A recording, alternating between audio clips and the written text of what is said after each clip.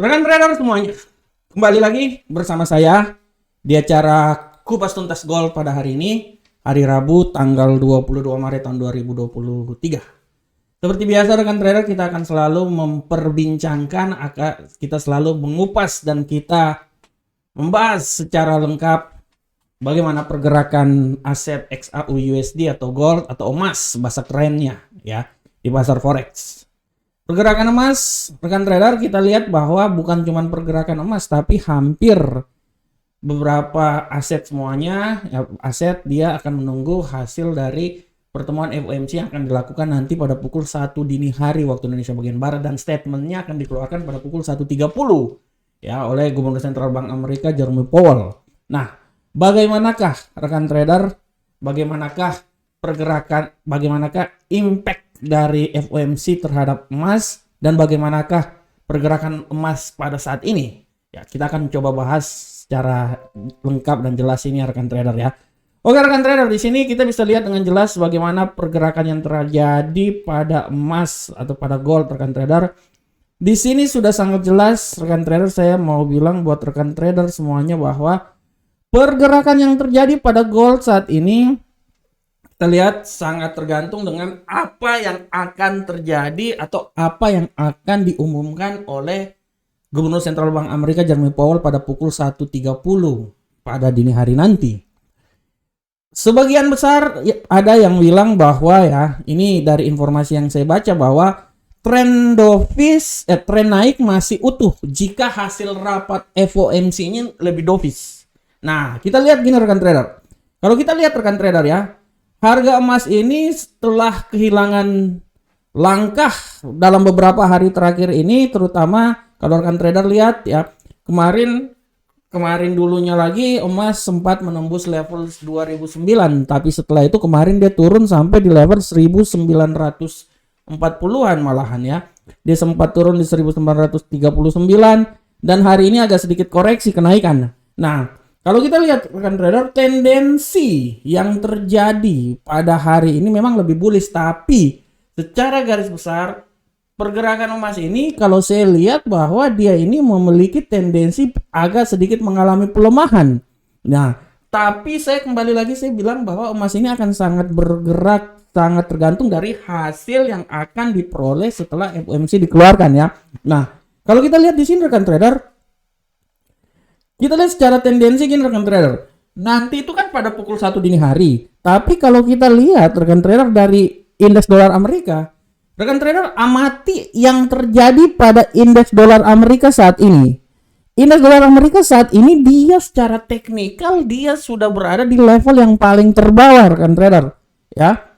Titik support yang paling terbawah ya. Dia udah sampai di 102.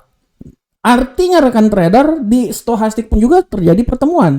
Artinya sekarang ini dia ini lagi bernegosiasi di sini dan akan melihat hasil yang dikeluarkan oleh FOMC. Tapi secara garis besar, kalau seumpamanya dia masih berada di titik 50 tidak apa-apa rekan trader, tapi pada saat ini dia berada di titik 30 di bawah. Artinya secara teknikal kemungkinan besar nih dia akan naik nanti secara teknikal ya. Karena untuk secara teknikal harus naik, itu akan dilihat dari hasil FOMC. Apakah kenaikan tingkat suku bunga ini 25 atau 50? Atau banyak yang bilang bahwa mungkin kenaikan tingkat suku bunga ini cuma 5%, 5 BP rekan trader. Nah, ini yang harap diperhatikan. Kenapa dibilang seperti gitu ya? Padahal sebelumnya waktu pertemuan antara Jerome Powell dengan Senat di Amerika, Jerome Powell bilang secara langsung bahwa hawkish benar-benar dibutuhkan untuk menanggulangi inflasi yang terjadi. Artinya kalau hawkish kan artinya kan kenaikan tingkat suku bunga kan artinya membuat dolar Amerika naik, sehingga membuat tekanan terhadap gold. Nah, tapi kenyataan itu dia berbanding terbalik setelah not farm dikeluarkan. Hancur-hancurnya rekan trader. Itu yang membuat gold itu naik setinggi-tingginya. Nah, ini dia. Plus, minggu kemarin, kasus yang terjadi terhadap Bank Silicon Valley Bank dan Bank Signature ya, membuat dilema buat The Fed, karena kalau dilemanya gini, kalau dia menaikkan tingkat suku bunga nanti sangat berpengaruh terhadap kesehatan perbankan di Amerika. Tapi kalau seumpamanya dia tidak menaikkan tingkat suku bunga, ya kemungkinan besar dolar Amerika akan semakin turun, ya. Nah, oleh karena itu, bagaimanakah konsekuensinya terhadap gold? Kalau saya lihat di sini rekan trader, gold ini masih punya kemampuan naik, rekan trader. Masih punya kemampuan naik. Dan kalau saya lihat rekan trader, dia ini masih bisa naik, tetap saya yakin dia akan mencoba naik sampai di 1953. Ya.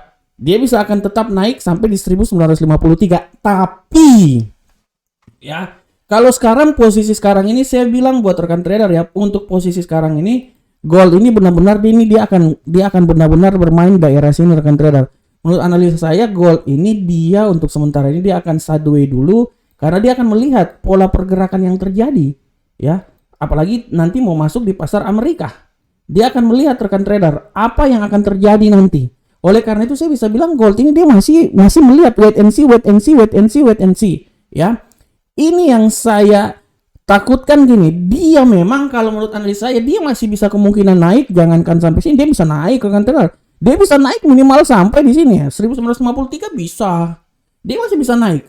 Jangankan itu, dia bisa naik pun juga bukan sampai situ rekan trader, dia bisa naik pun juga malahan sampai di level yang paling tertinggi 1969 masih bisa. Saya bilang buat rekan trader masih bisa. Dia tuh masih bisa naik sampai di level sini malahan menurut saya. Masih bisa. Ya. Tergantung FOMC nanti. Tapi harap diperhatikan oleh rekan trader semuanya bahwa di saat nanti FOMC dia benar-benar memberikan kekuatan terhadap dolar Amerika, gold ini menurut saya dia bisa turun sampai level yang paling terendah itu di seputaran sini rekan trader. Nah, dia bisa turun sampai level yang paling terendah tuh di seputaran 1922. Bisa. Ya, ya minimal dia turun sampai di level 1931 lah. Setelah itu mungkin dia akan coba bertahan di sekitaran sini ya. 1928 dan yang paling terendah 1922. Oleh karena itu analisa saya sudah sangat jelas, saya mau bilang bahwa pelemahan ini saya tulis dulu ya, pelemahan terendah, nilai terendah di sini. Nilai terendah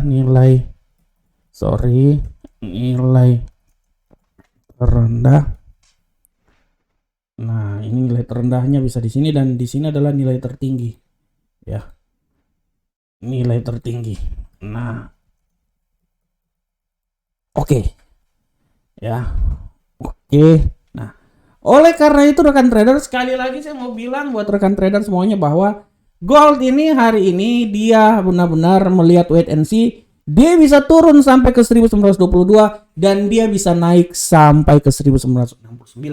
Itulah pola pergerakan yang gold pada hari ini. Oleh karena itu untuk sementara saya pikir masuk di pasar Amerika ini wait and see. Setelah itu dia akan bergerak. Dan kalau memang dia masih terus mengalami pergerakan sedikit-sedikit di sini, dia sedikit naik, saya bisa bilang buat tidak tertutup kemungkinan kalau dia tidak menembus 1947 ya dia pasti akan turun balik rekan trader. Minimal dia harus menembus dulu 1994. Dan tidak tertutup kemungkinan dia akan turun sampai ke 1931 dan yang paling terendah di 1922. Itu gold ya. Tapi kalau dia bisa menembus terus 1953, kemungkinan besar dia bisa naik sampai ke arah 1969 setelah FOMC nanti diumumkan. Ya, oke, rekan trader semuanya. Demikianlah analisa kita tentang gold di acara Kupas Tuntas Gold. Saya berharap semoga apa yang saya berikan ini memberikan masukan terhadap trading yang akan dilakukan oleh rekan trader menyongsong statement FOMC yang akan dilakukan pada malam ini. Akhir kata saya mengucapkan Assalamualaikum warahmatullahi wabarakatuh. Sampai ketemu kita di pertemuan berikutnya. Salam profit Indonesia.